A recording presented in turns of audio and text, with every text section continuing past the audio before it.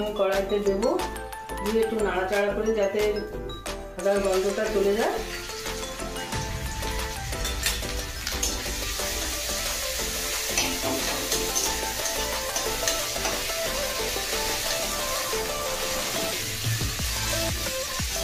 আদাটা একটু নেড়ে নিচ্ছি।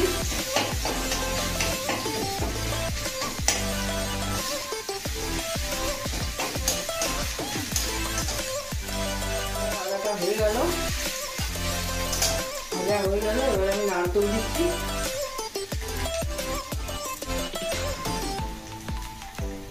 চাল কুমড়ো তো একটু নারকেল দিলে ভালো হবে, এই জন্য নারকেলটা দিচ্ছি। নারকেলটা নেড়ে চেড়ে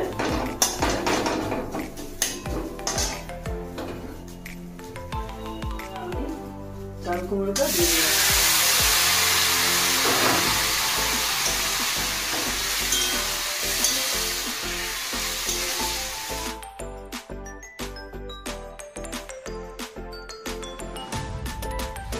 গোটা গোটা ভেজে নিয়েছিলাম তেলে দিয়ে, এবার একটু হাত দিয়ে ভেঙে দিচ্ছি, গুঁড়ো গুঁড়ো করে দিচ্ছি।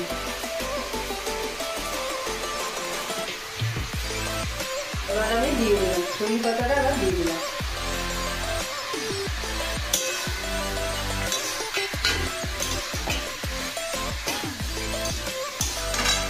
স্বাদ মতো একটু চিনি দিয়ে দিচ্ছি, দিয়ে নাড়াচাড়া করছি।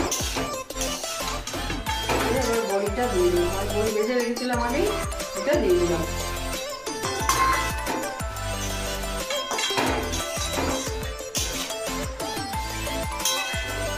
এবার আমি 1 কাপ গরুর দুধ এর মধ্যে দিয়ে দিলাম।